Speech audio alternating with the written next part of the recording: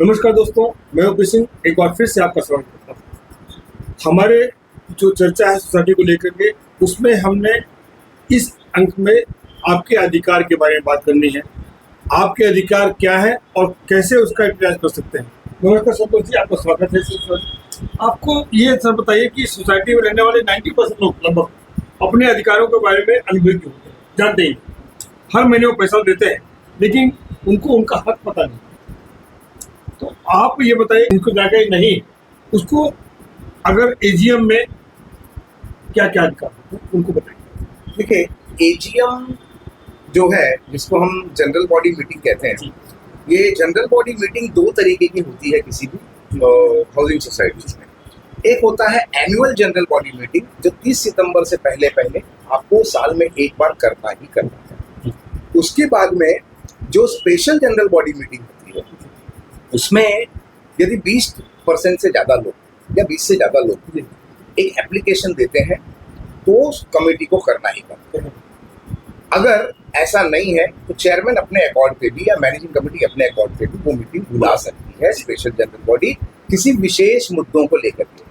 अब एजीएम में अधिकार ये होते हैं सभासद के कि वो आपसे जो भी एजेंडा पॉइंट्स डिस्कस हो रहा है उस बारे में जो भी चाहता है वो सवाल, वैलिड सवाल वो पूछ सकता है। ठीक है। उसके अलावा अगर कोई एजेंडा में कोई चीज इंक्लूड नहीं है तो लास्ट का जो एजेंडा होता है कि any other matter with the permission of the chair, उसमें वो अपने सवाल रख सकता है। तो क्या हर मेंबर को अधिकार है उसको?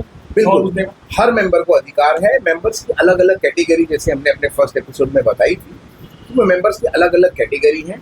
अगर मेन मेंबर नहीं आता है तो जॉइंट मेंबर पूछ सकता है, और अगर उन दोनों ने अपना अधिकार एसोसिएट मेंबर को दिया तो वो भी पूछ सकता है। अगर किसी एजीएम में इंफॉर्मेशन ही नहीं दी जाए तो क्या वो वायलेशन माना जाएगा? वो वैलिड एजीएम ही नहीं होगा, क्योंकि जो पहला एजीएम का एजेंडा होता है वो ये होता है कि पिछले जो एजीएम में या पिछले जो एसजीएम में जो हुआ था उसके मिनट्स को रीड करना और उसको कंफर्म करना।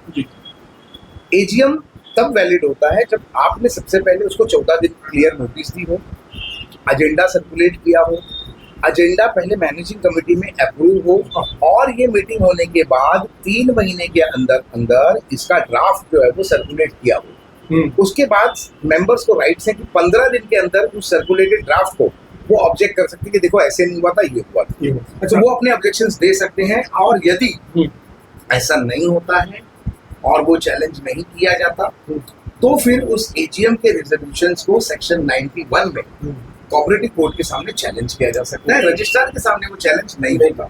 ऐसे सर ये बताइए कि मान लीजिए कि हर ओनर, मैनेजिंग कमेटी अपनी मर्जी से कोई डिसीजन लेती है तो उसके खिलाफ में वोटिंग होता है, तो क्या हर आदमी को वोटिंग की राइट है? बिल्कुल। अब देखिए, इसमें दो चीजें हैं। एक, 5 साल में एक बार इलेक्शन करके हमने मैनेजिंग कमेटी को चुनकर के दे दिया है। अब झाड़ू वाला किसको रखना है, वॉचमैन कौन सी एजेंसी का रहेगा, इस सब में अगर टांग अड़ाई लोग करने लगे तो सोसाइटी को मैनेज करना बड़ा कठिन हो जाएगा। तो कुछ जो चीजें हैं, management of the affair of the society lies में मैनेजिंग कमेटी, यानी वो मैनेजिंग कमेटी के अधिकार है। लेकिन कितने पैसे में एजेंसी रखनी है, सिक्योरिटी वाला भी बराबर है या नहीं है, इसमें बोलने का अधिकार का उम्र उस सोसाइटी के सभासद को रहता है, और वो अप्रूवल लेकर के ही अगर काम करे तो मैनेजिंग कमेटी के हक में रहेगा। आपने जैसे अमाउंट को लेकर बात करी, तो क्या अकाउंट देखने का अधिकार हर मेंबर को है? बिल्कुल, हर मेंबर आपको एक पत्र देकर के अकाउंट देखने की, अकाउंट इंस्पेक्शन की, अकाउंट के जो भी इंस्पेक्ट किया उसकी कॉपी यदि उसको चाहिए तो वो लेने का उसको अधिकार है, बशर्ते कॉपी लेने के लिए उसको 10 रुपया पर पेज फीस भरना पड़ता है, और इंस्पेक्शन वो फ्री ऑफ कॉस्ट ले सकता है। इसमें भी दो चीजें हैं कि आप उठसुट कभी भी जाके नहीं मांग सकते हो, क्योंकि जो आपको दिखाने वाला है वो कोई पेड एम्प्लॉय नहीं है। वो भी बोलते हैं ना कि एक थैंकलेस जॉब कर रहा है आपके लिए, आपके जितना ही मेंटेनेंस भर के वो आपसे ज्यादा समय सोसाइटी को दे रहा है, तो उसका वो मान, उसका वो सम्मान बिल्कुल होना चाहिए।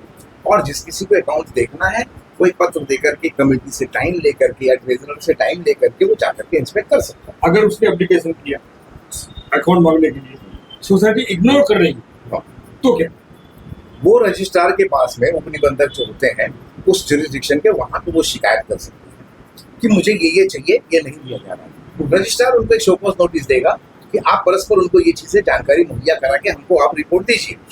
यदि वो नहीं करते हैं तो फिर वो रजिस्ट्रार हियरिंग्स लेगा और हियरिंग्स में फिर उनको या तो डिस्क्वालीफाई करेगा या एक टाइम में ऑर्डर पास करेगा, एक अपने यहाँ से अधिकारी को नियुक्त करेगा कि वो जा करके इनको सारी जानकारी दे और खुद भी जानकारी ले करके रजिस्ट्रार के पास रिपोर्ट सबमिट करे। मंडी अक्सर ऐसा है कि अभी हमारी बातों में लगा कि लोग अपने अधिकार को जानते ही नहीं, पहली बात, और जानते हैं तो उसको यूटिलाइज कैसे करें ये नहीं जानते।